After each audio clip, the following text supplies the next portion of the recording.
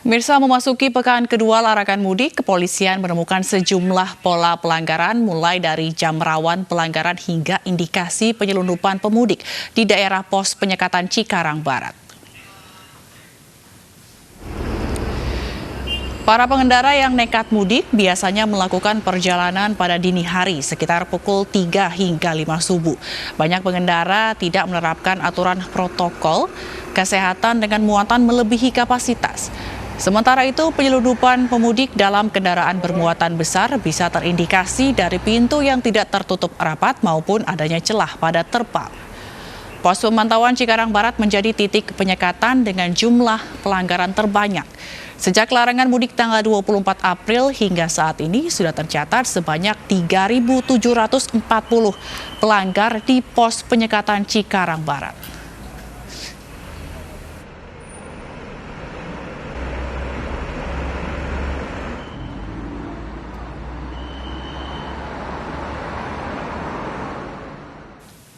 Dan untuk mengetahui informasi atau kondisi terkini di Cikarang, kita akan bergabung dengan Lineke Utsiki. Selamat malam, Lineke. Bagaimana kondisi di sana?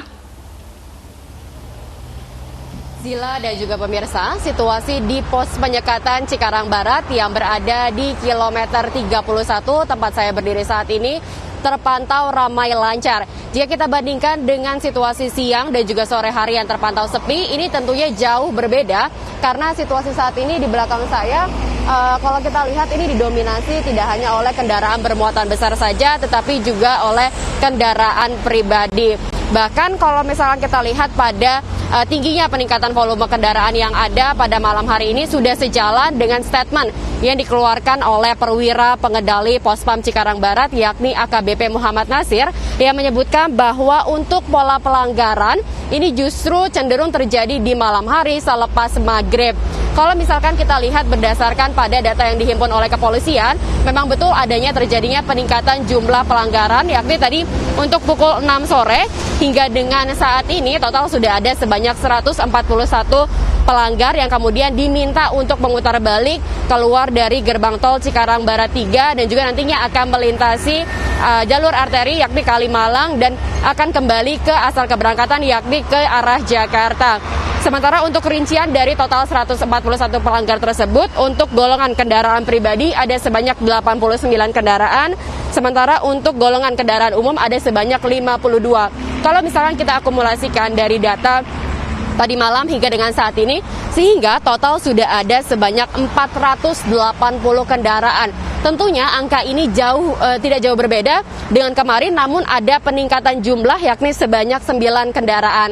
Kalau misalkan kemarin pada tanggal 1 Mei dari tengah malam hingga kembali pada pukul 12 malam ini ada sebanyak 471 kendaraan. Kalau untuk malam ini dari tadi malam hingga dengan saat ini sudah ada 480. Dalam artian bahwa angka ini masih akan terus meningkat. Untuk dominasi kendaraan yang melintas di ruas tol Jakarta Cikampek, ini meskipun pelanggar berasal banyak dari kendaraan pribadi, namun pada malam hari ini justru kendaraan didominasi oleh kendaraan bermuatan besar, begitu seperti truk. Dan hingga dengan saat ini petugas kepolisian masih terus berjaga di lokasi untuk mengecek satu persatu apakah para pengendara ini memiliki surat izin ataupun surat tugas untuk melintas. Dan juga kalau misalkan kita lihat dari dominasi kendaraan, tentunya fokus ataupun prioritas dari petugas gabungan yang berjaga pada malam hari ini lebih fokus pada kendaraan bermuatan besar seperti truk. Karena kalau kita lihat tren yang berkembang kemarin ini ada modus penyelundupan pemudik dengan menggunakan kendaraan yang tidak diperuntukkan, seperti menggunakan truk begitu, kemudian mobil pick up dan juga mobil plat hitam yang kemudian menggunakan ataupun mengenakan tarif kepada penumpang yang masih saja nekat mudik keluar dari zona merah. Adapun proses pemeriksaan yang berlakukan untuk kendaraan pribadi ini masih sama, yakni apabila terindikasi ini mereka akan mudik, mereka akan diminta untuk menepi, kemudian ditanya apa dan maksud tujuan untuk melintas. Sementara untuk kendaraan truk ini lebih diperketat, kepolisian akan menanyakan terkait dengan prosedur angkutan, kemudian juga isi muatan. Sementara itu terkait dengan indikasi penyelundupan dari pemudik ini akan dilihat dari pintu yang tidak tertutup rapat dan juga dari celah terpal, karena memang untuk celah ini dijadikan sebagai celah bernapas bagi para penumpang yang masih saja nekat keluar mudik. Kemudian juga untuk pos penyekatan yang ada di Cikarang Barat ini menjadi titik dengan jumlah pelanggaran yang paling banyak. Terus dihimbau bagi para pengendara dan juga warga Jabodetabek agar tidak keluar dari zona merah demi keselamatan diri sendiri dan juga keluarga yang berada di kampung halaman. Kembali ke Zila. Baik, terima kasih atas laporan Anda, Lidiko Tsiki dari Gerbang Tol Cikarang Barat. Pemirsa, hari ke-9 penyekatan tol Bitung Tangerang, Banten, jumlah pelanggaran relatif menurun. Meski demikian, penjagaan tetap dilakukan petugas selama 24 jam. Dan berikut laporan Vito Erlangga serta juru kamera Agus Dwi Prasetyo dan Bayu Anggara dari ruas tol Bitung. Baik pemirsa, hari ke-9 penerapan penyekatan kendaraan di tol Bitung Tangerang, Banten. Sampai malam hari ini, petugas kepolisian dari Ditlantas Polda Metro Jaya masih melakukan penjagaan di titik checkpoint kilometer 26 di tol Bitung, khususnya dari arah Jakarta menuju ke arah Banten. Dan sampai saat ini berdasarkan pantauan kami, nampaknya arus lalu lintas di tol Bitung sendiri nampak ramai lancar begitu dan didominasi oleh kendaraan berat yang melintas. Sampai saat ini petugas kepolisian sendiri membagi tol Bitung menjadi 2 lajur begitu, yang mana lajur 1 dikhususkan untuk kendaraan pribadi ataupun angkutan umum seperti bus dan elf, kemudian lajur kedua dikhususkan untuk kendaraan berat ataupun kendaraan yang mengangkut logistik.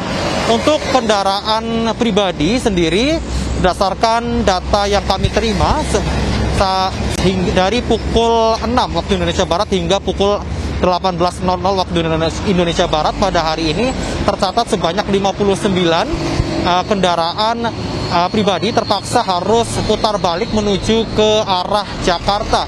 Hal ini terkait dengan adanya larangan mudik atau larangan untuk keluar menuju ke arah Banten ataupun ke arah Sumatera. Sementara untuk kendaraan berat atau kendaraan logistik sendiri dipersilahkan untuk melanjutkan perjalanan menuju ke arah Banten ataupun menuju ke arah Sumatera. Ya, pemirsa, rencananya petugas kepolisian sendiri akan terus melakukan penjagaan di titik tol Bitung ini hingga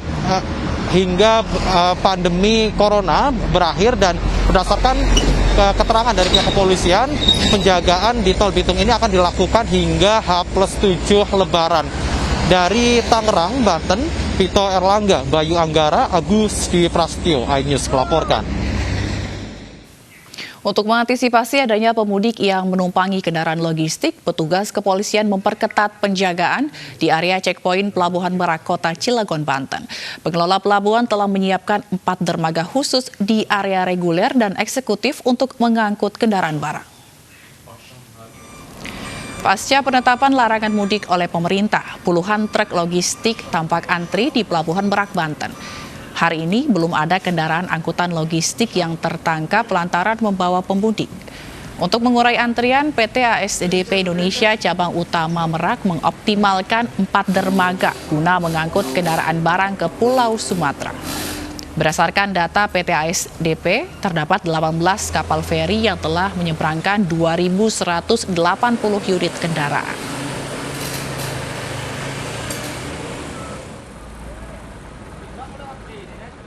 Peningkatan arus yang paling tinggi itu beberapa hari yang lalu. Mulai hari Jumat kemarin sampai hari ini, alhamdulillah volume kendaraan sudah berturun, khususnya yang mau mudik ya. Yang mau mudik sudah tinggal. Memasuki hari ke-11 pemberlakuan pembatasan sosial berskala besar di Kota Cimahi, Jawa Barat, volume kendaraan di jalan protokol Kota Cimahi mulai menurun. Namun disayangkan tidak ada petugas di pos pemeriksaan atau checkpoint.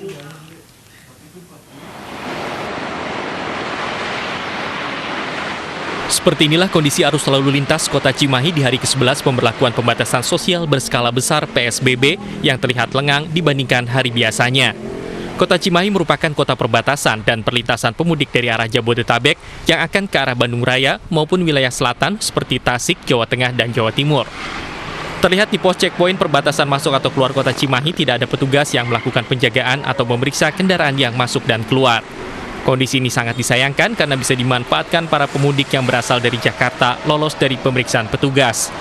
Meski ada sebanyak 5 pos pengamanan dan 31 titik checkpoint yang diterapkan selama masa PSBB, namun pemeriksaan dilakukan hanya pada pagi dan sore hari. Dari Cimahi, Jawa Barat, Yuwono, iNews melaporkan. Pemirsa, larangan mudik ternyata masih belum ditaati oleh sejumlah warga. Para pemudik nekat menumpang travel gelap dari Jakarta menuju Tasikmalaya, Jawa Barat, dan Pati, Jawa Tengah.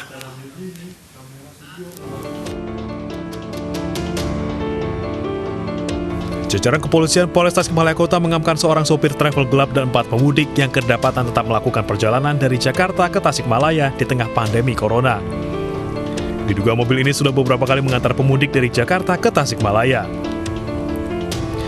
Setiap penumpangnya dikenai ongkos sebesar Rp400.000. Ini adalah kendaraan, kalau kita bilang taksi gelap, karena mengangkut penumpang tidak pada peruntukannya. Karena ini bukan mobil penumpang umum dan memang sengaja dirental untuk mengangkut orang dari zona merah, dari Jakarta, dari Bekasi. Ini kita definisikan sudah 5 kali mengangkut penumpang.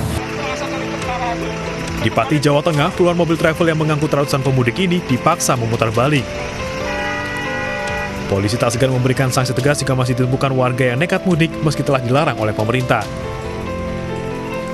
Warga diimbau untuk menunda mudik hingga pandemi virus corona berakhir agar tidak menjadikan kampung halamannya sebagai epicentrum persebaran corona.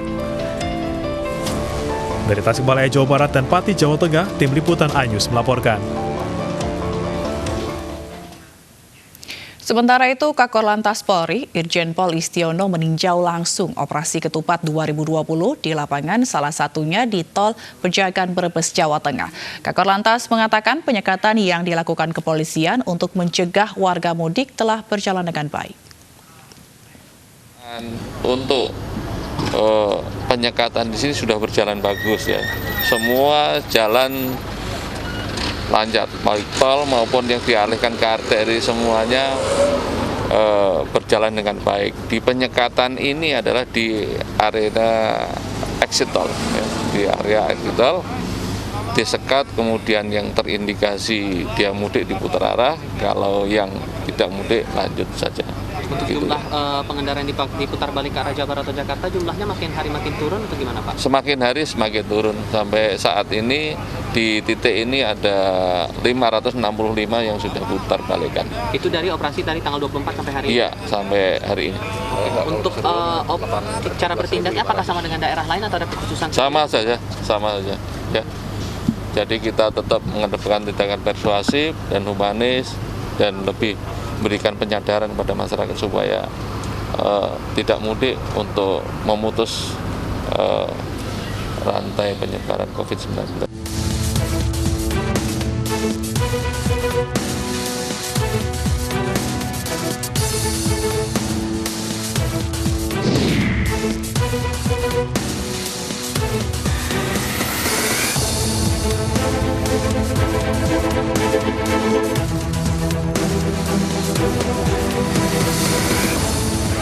Nggak boleh sampean. Ya, jangan. Nggak boleh sampean, balik lagi aja. Balik kanan